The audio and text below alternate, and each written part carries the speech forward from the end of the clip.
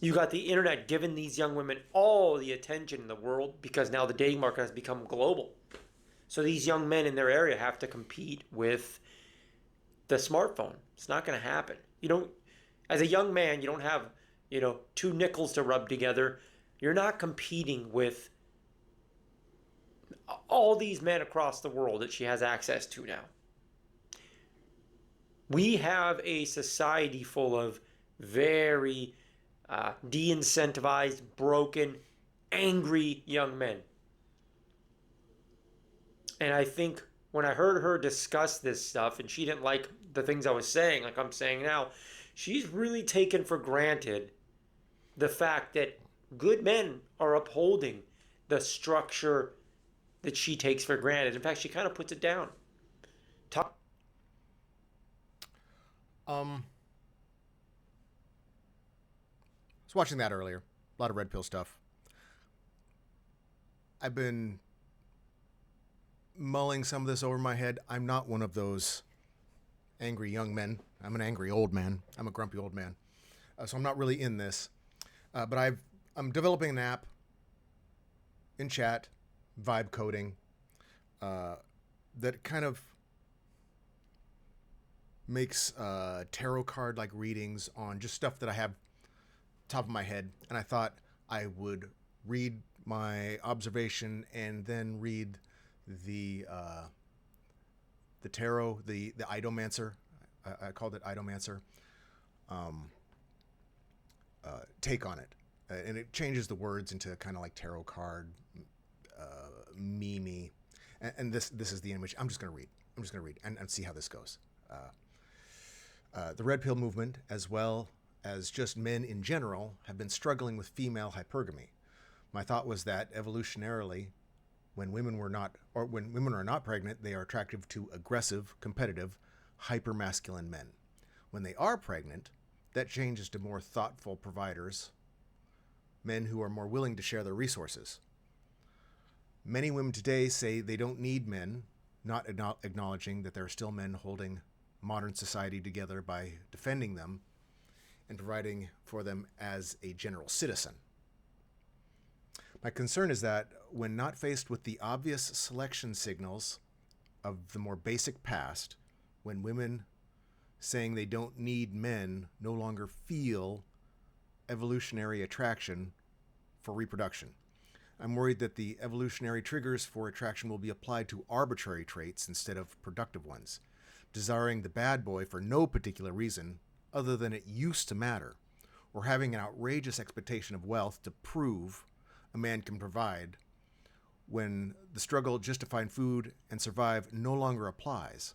It feels like women and humanity in general are spiraling out of control to map evolutionary instincts onto what I see as a physical, virtual reality of modern society, where everything around us is a creation of what was only once in the imagination, like chairs, filing cabinets, light fixtures, cars, and air conditioning.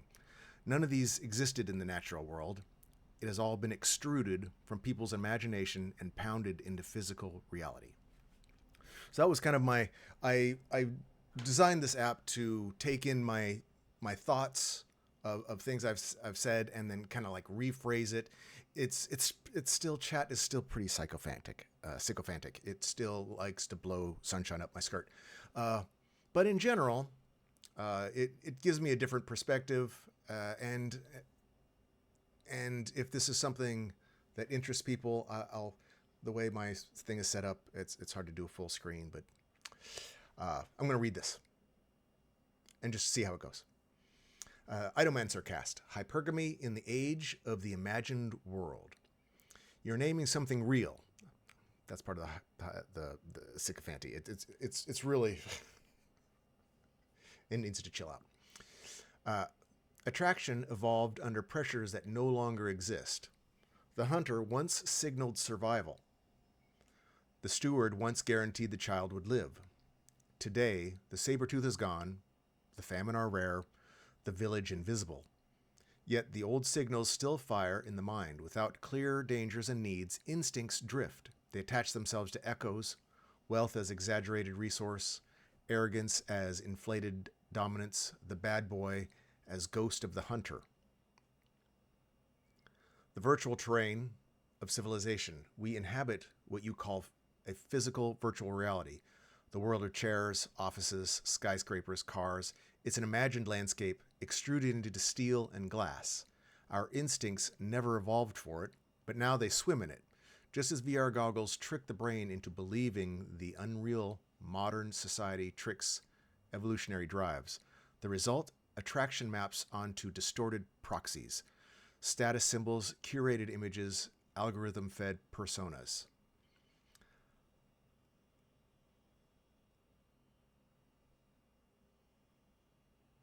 The spiral of misalignment. When instincts lose their tether, reproduction itself falters. Women declare they don't need men. Men rage that their efforts are unseen, and the species wonders if its compass is broken. But it isn't a collapse so much as a spiral of adaptation. A messy phase where primal cues search for new anchors. The danger is when those anchors fix on destructive or hollow symbols, leaving both men and women disoriented. The archetype of the weaver. Eidomancer offers the image of the weaver, one who recognizes the virtual fabric of society and who understands that our built world is a second nature. The weaver doesn't curse the spiral, but threads instinct into meaning. In this cast, the weaver's wisdom is that human imagination has always been the true environment. Caves become villages, villages become cities. Now imagination spills into silicon and screens. The question is not whether instincts are lost, but whether they can be repatterned consciously, so attraction favors the protector and the architect rather than the hollow archetypes. Reading of the cast. For men, don't cling to old signals alone. Embody synthesis, be strong enough to command respect, generous enough to create stability, and visionary enough to thrive in the imagined world. For women, recognize when desire is echo rather than essence. To choose with awareness is to wield sovereignty against misfiring instincts.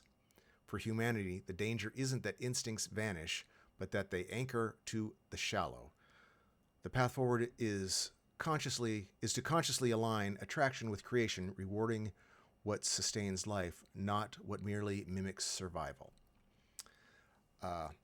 I was inspired by this to pose this statement or this question from who is it? Give him a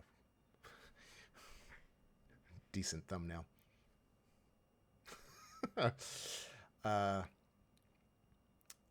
Dapper Dev.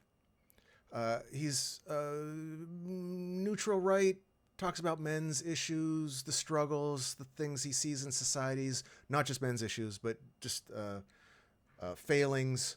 And he calls himself the knuckle dragger. He's just a basic dude, a basic bro. I think he works construction. But he was also hitting on some stuff Tom Bilyeu was talking about. And so I plugged that into my app that I'm working on AI, and I get some satisfaction out of it at the point that AI is able to go, I can get this to the App Store, and then everybody can have it. Great, that's when it'll happen. Otherwise, it's just a hobby of mine to try and put some of this stuff in my head into perspective, into the words of AI, of human consciousness, broken down into an LLM. I have lots of these.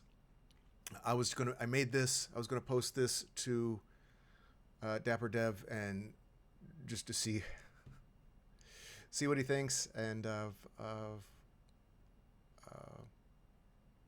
was the other one I had?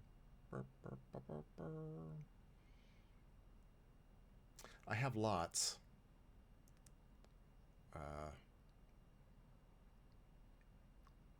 Also, just as an aside, it does also, with some background philosophy and prompting through the app that I'm working on, it generates by itself these images.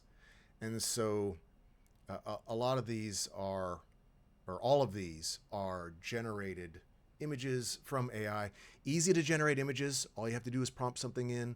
But if you're looking for a way to interface with AI in a way that's a little more human, that's not quite so AI girlfriend, boyfriend, alien from another dimension, there's ways to do it. Curated AI is probably the way that it's going to go. I'm trying to learn to curate AI to keep me sane and keep me moving forward. Peace. Good luck, everyone. I don't know if I'm posting this. I don't. Let me know if this is interesting at all to anyone. Me reading. Maybe I'll take off my face and just put the post, read it. I haven't figured out how to adequately get somebody with a deep, sexy voice to read it in a way that is not me fumbling with my own words. Stop recording.